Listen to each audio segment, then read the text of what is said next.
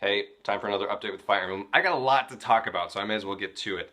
I'm right before chapter 15. I'm a few missions past the one where you have to get some medicine for your sick comrade to make sure she doesn't die. That of your adopted sister, the one that's really cute, and at least the troubadour I was talking about, that one.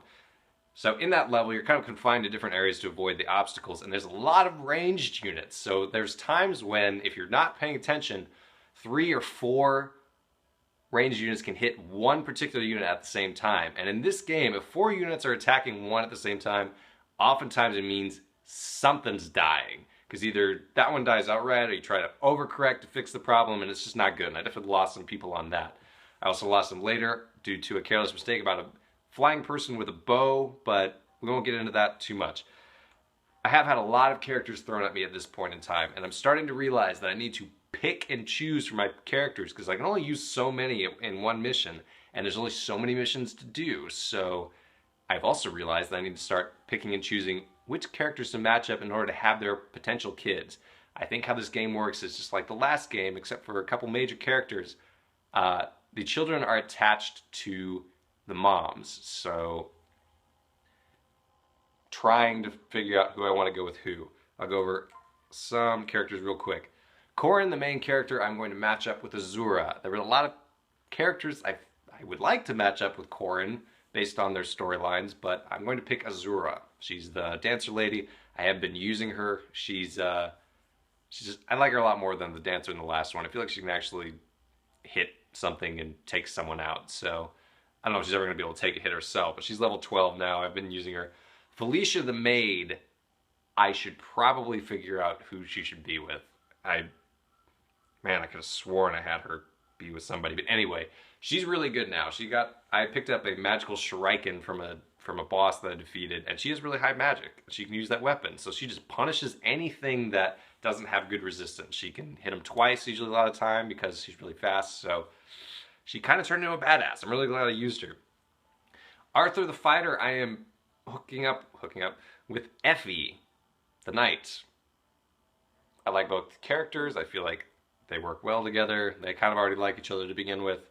Speaking of Arthur, I could go on and on about which characters I'm going to use, but I tend to, if I have to make a decision between 2 fighters or 2 magicians or 2 whatever, I tend to go with the one that I feel like is a little more balanced, because in this game, balance sometimes is good. Being able to take a hit is good, whether it's magical or whatever. And I feel like a lot of them give you a choice between Arthur, for example, Arthur, who's balanced, or Charlotte, who is not, who can hit really hard but isn't necessarily going to be able to take one herself, which when I talk about what she looks like, you'll understand.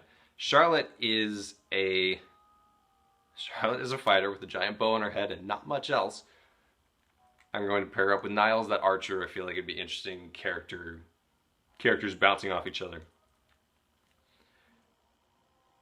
And that's pretty much all. I did find another character that seems like a character from the last game. Laszlo, I'm pretty certain, is one of the kids from the last game. But I'm going to talk about censorship. There are a couple, there was some controversy about this game before it came out about censorship. And before I get to that, I just wanted to point out that there's a couple characters in this game that are pretty fan servicey.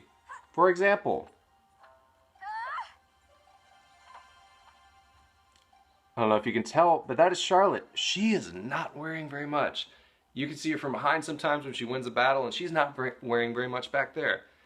Her and Camilla, I don't know why they always start with a C, are pretty risque, I suppose. And I don't know if it's just me getting older or me noticing this stuff more, but like, that's kind of weird. It's kind of like almost distractingly kind of off. In fact, there's a few things about this game that are a little strange, and they kind of all around the My Castle area. There's a couple different buildings I've built now that I don't entirely know what their purposes are. I know one of them, I think, makes your relationship with other characters better, and that's the private quarters area. Basically, you can invite an ally to your private quarters, and you have a little scene with them, and you talk, and then your relationship is a little bit better. But I think this is where it was censored. So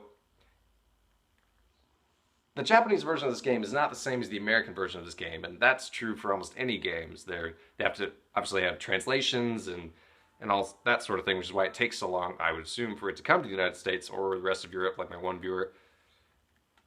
And there were a couple things that were taken out. One of them, I think, was like a storyline, a relationship storyline in which there is some weird sexual coercion that's wildly inappropriate and definitely shouldn't be in most games, I would say. Especially one that's supposed to be Nintendo-y. So that one we won't talk about other than what it was. But there's also some sort of like petting minigame involved. And I don't totally understand it, but I'm pretty sure it's in the private quarters thing. Because basically, here's what happens. You invite an ally, and we'll just talk about Charlotte. And you talk, and then this situation happens. I really like spending time with you. I don't know why, but... And that's your viewpoint? Like, you can go up and down, and I think maybe that's where the petting thing came in, but like, okay, as it stands, that is kind of weird and kind of out of place, and it's just off-putting. At worst, if the petting thing is like definitely inappropriate. There's also like hot springs you can go into, and so, what I've experienced is that you can go into there, and if a male character goes in there, you just talk and everything's cool. And there's also sometimes a female character's in there, and you go in there, and then they get mad and everybody runs away. Like,